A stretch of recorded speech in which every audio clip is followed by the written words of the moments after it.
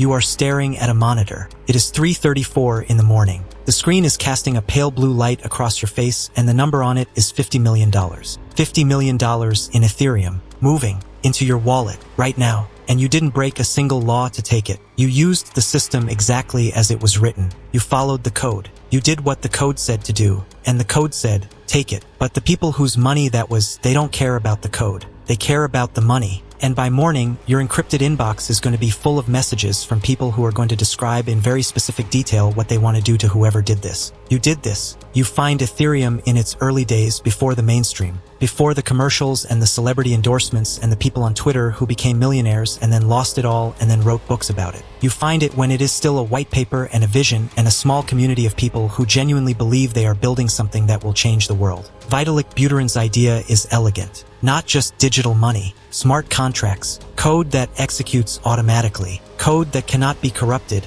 cannot be pressured, cannot be bribed. No judges, no lawyers, no banks, no humans with their conflicts of interest and their biases and their Friday afternoons when they stop paying attention. Just math, just logic, just code. You adopt the philosophy completely. Humans are flawed, always have been. They lie and they cheat and they rewrite the rules when the rules stop benefiting them. But math doesn't lie. Code doesn't cheat. A contract on the blockchain executes exactly as written for everyone every time. No exceptions, no appeals, no corruption. Code is law. You believe this the way some people believe in something larger than themselves. Not casually, completely. And then the DAO appears, the decentralized autonomous organization, a new kind of investment fund built entirely on smart contracts. No CEO, no board of directors, no headquarters, just code and the people who trust it. The excitement inside the community is unlike anything you've seen. This is the philosophy made real. This is what it looks like when you hand the keys to a machine and trust the machine.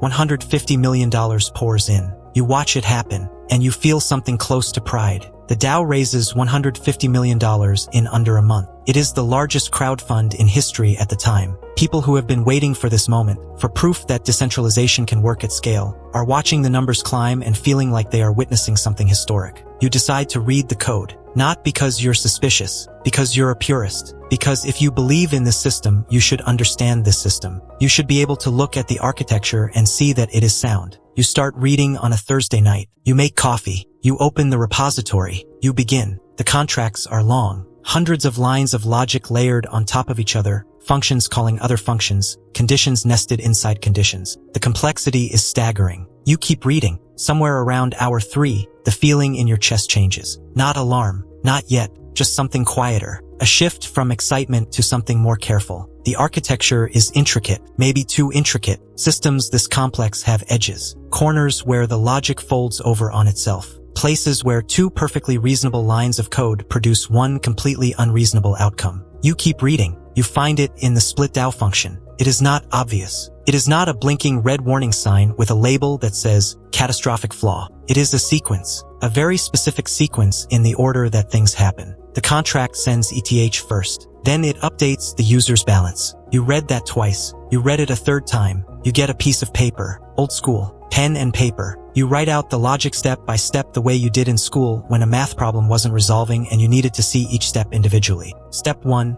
user requests funds. Step 2, contract sends funds. Step 3, contract updates balance to reflect funds sent. You stare at step 2 and step 3. What if, between step 2 and step 3, the user requests funds again? The contract hasn't updated the balance yet. As far as the contract knows, the user still has their original balance. So it sends again, and the user requests again, and the contract sends again. And the balance still hasn't updated because the update is always step 3 and the request is always step 2 and the loop has no exit. It's like an ATM that dispenses cash before it checks your account. You press withdraw. It gives you money. You press withdraw again before it has checked. It gives you money again. It will keep giving you money until someone physically turns it off. Except there is no off switch. There is no admin, no pause button, no emergency number to call. The code executes. That is the point. That is the whole philosophy. The code executes exactly as written for everyone every time. You sit with that for a long time. You are not the only one who finds it. Within days, posts appear on Reddit, GitHub threads, security researchers flagging the same recursive vulnerability in the split DAO function. The language is urgent. The technical documentation is clear. The flaw exists, it is real, and $150 million is sitting on top of it. The DAO team responds. The funds are safe. You read that. You read the technical responses, the reassurances, the tone of people who built something and cannot fully accept that what they built has a hole in it big enough to drain everything. No emergency patch, no temporary freeze, no public acknowledgement that the vulnerability requires immediate action. Just confidence, just certainty, just the word of people who are very sure about a system they maybe didn't read carefully enough. You feel something change inside you, not anger, something colder. The feeling you get when a situation has already been decided and the people with the power to fix it have chosen not to. If the developers won't fix it, and the code is law, and the code says you can do this, then what exactly is stopping you? You ask yourself the question once, clearly, without flinching. If code is law, is this legal? The community said it, not you. They built this philosophy. They wrote the contracts. They raised $150 million on the premise that the code executes for everyone, always, without exception. They didn't say code is law unless the outcome is inconvenient. They didn't say code is law unless you lose money. They said code is law, period. A vending machine dispenses 2 sodas instead of 1 because of a mechanical glitch. Who is to blame? The person who pressed the button? Or the engineers who built a machine with a flaw and left it running? You are not stealing. You are interacting with a public system exactly as the system was designed to allow. Every transaction you are about to make will be valid, signed, recorded on the blockchain for everyone to see. Permanent, transparent, legal. You are not going to take everything. You are going to take enough to make a point that cannot be ignored. The lesson this community needs to learn about the gap between ideology and engineering, you are going to make them learn it. You are going to make it permanent. You write a custom smart contract. Clean, precise. A child contract designed to interface with the DAO's split DAO function. Deploy, trigger, loop. You test the logic 3 times. It works every time. 3:34 a.m. June 17, 2016. You deploy the child contract. Your hands are steady. Your breathing is measured. You have run through this logic enough times that the uncertainty is gone. What's left is just the act. You trigger the withdrawal function. The first transaction goes through. Your heart rate spikes, not from guilt, from the collision of reality and calculation. You built something theoretical, a sequence of logical steps on paper, and now it is real. Now it is executing. Now the blockchain is doing exactly what the blockchain was always going to do when someone found this door and walked through it. You lean back in your chair. The screen glows. The system works exactly as designed. Your contract requests funds, receives funds, requests again before the balance updates. The loop is clean, automatic, unstoppable. Like an ATM that has decided today is the day it gives everything away. Like a faucet someone opened and nobody knows where the shutoff valve is because the architecture never included one. ETH flows from the DAO into your child contract in a steady algorithmic stream. You watch in real time, numbers moving, wallets shifting, the blockchain recording every transaction in permanent, immutable public ink. $5 million, $15 million, $30 million. The DAO developers are watching their own blockchain and seeing it, and there is nothing to do. No emergency meeting resolves this. No strongly worded statement pauses this. No phone call to a regulator stops this. The code is executing. The code is law. And the law right now is taking everything. There is a word for this feeling. You won't say it out loud, but it's there. $10 million, $30 million, $50 million. You pause, not because someone stopped you, not because an alarm went off or a door locked or law enforcement arrived. You stop because you choose to, because you have made the point, because taking $50 million from $150 million is a demonstration, and taking all $150 million is something different. And you know the difference. The DAO developers are staring at their screens right now. The early community members who believed in this, who built this, who put their money into the system because they trusted the system, they are watching the numbers go down and there is nothing, absolutely nothing they can do. You close the laptop, not dramatically, just close it. You wake up the next day to the kind of chaos that has a specific texture. Not ordinary bad news, something seismic, something that rearranges things. Ethereum's price is falling in real time. Crypto news, mainstream financial media, Reddit, Twitter, all of them running the same story with the same number. $50 million.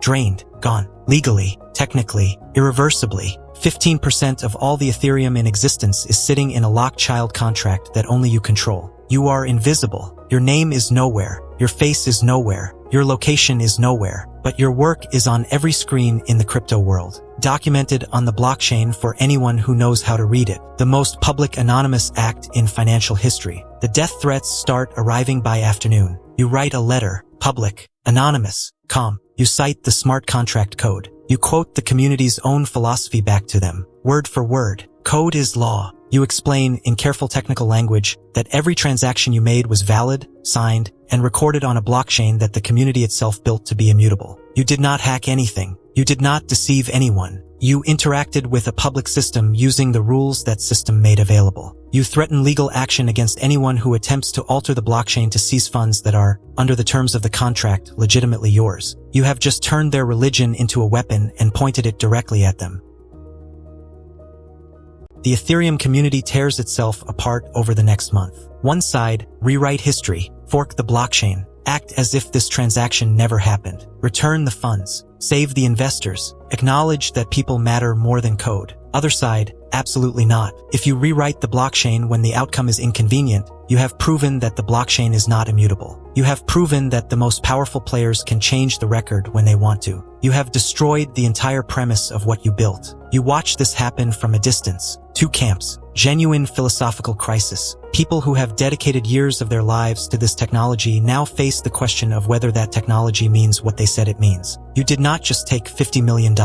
You took the ideology apart and left the pieces on the floor for them to argue over. July 20th, 2016. The Ethereum developers vote. The majority chooses the hard fork. They alter the code. They rewrite the record. They act as if June 17th happened differently. Investor funds are returned. The transaction is officially undone. You feel something unexpected, not defeat, validation, because if code is law, they just proved it isn't. The humans stepped in. The humans decided. The humans rewrote the immutable record because the outcome was politically unacceptable. The system the community built on the promise of removing human interference just proved that human interference was never actually gone. It was just waiting for the right crisis. You were right, not about everything, but about that. Not everyone accepts the fork. A group of purists, the people who believe code is law so completely that they refuse to live on a chain that violated its own principles. They stay on the original blockchain. They don't move. They don't accept the rewrite. They call it Ethereum Classic. And on Ethereum Classic, on the original unaltered chain,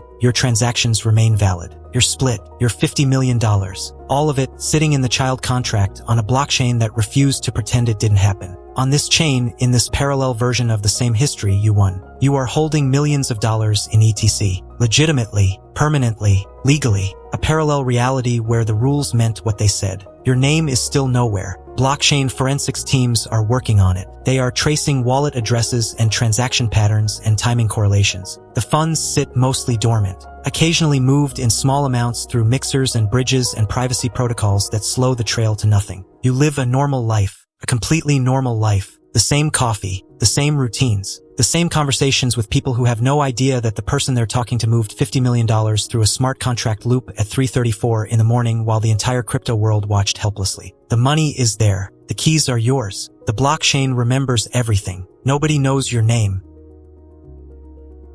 You watch what happens next over the following years. Smart contract auditing becomes an industry worth hundreds of millions of dollars. Security firms, bug bounty programs, formal verification protocols, an entire professional ecosystem built around the specific question, what happens when the code doesn't do what you think it does? The reentrancy bug, the one you found and used on June 17, 2016, is now in every entry-level blockchain security curriculum, every audit checklist, every smart contract development guide. The Ethereum community that you broke is now one of the most security-conscious developer ecosystems in the world. Not because they wanted to be, because they had to be. You didn't destroy Ethereum. You gave it something it could not have built for itself. You gave it a scar that became a standard. The code worked perfectly. That is the thing nobody wants to say out loud, but it is true. The code did exactly what the code was written to do. No bugs in your contract. No errors in your logic. No flaws in the execution. The system operated as designed. The failure was in the design, not the operation. You didn't hack anything. You called a public function on a public blockchain using a valid signed transaction. That is not hacking. That is using an API that someone left open, pointed at a vault, and built with a door that looped back to the beginning. The vulnerability was the architecture. The architecture was the responsibility of the people who wrote it. The $150 million was the responsibility of the people who poured it in without reading what they were pouring it into. Sometimes a system cannot be fixed until it has been broken. Not partially broken, not theoretically broken, demonstrably, publicly, expensively broken, in front of everyone, at 3:34 in the morning on a Thursday in June. Today, billions of dollars move through smart contracts every day. DeFi protocols, NFT markets, DAOs that look like the DAO but with better audit reports and more cautious architects who lived through or studied what happened in 2016. And still, you scroll through the forums, the launch announcements, the new protocols promising to be different, promising to be secure, promising that this time the code is solid, this time the design is sound, this time the $200 million locked in this contract is safe. The same confidence, the same certainty, the same gap between what the developers believe and what the code actually does. The arrogance didn't leave. It just changed platforms. So here is the question. The same one that sat in your chest at 3:34 a.m. in 2016, when the first transaction went through and the loop started and the money started moving and nobody could stop it. If the rules allow it, and the system executes it, and every transaction is signed and valid and permanently recorded on a blockchain that the community itself built to be immutable, is it really a crime? Or is it just the cost of believing that code is perfect and humans don't have to be?